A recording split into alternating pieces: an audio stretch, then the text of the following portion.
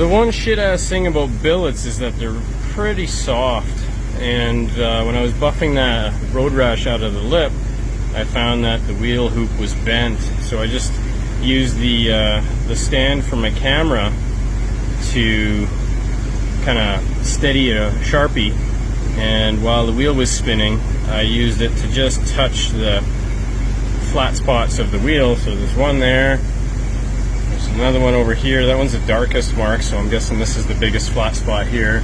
Well, this one's pretty dark too, right? So I got 3 flat spots on this wheel. I'm gonna see if I can fix that with a swing press.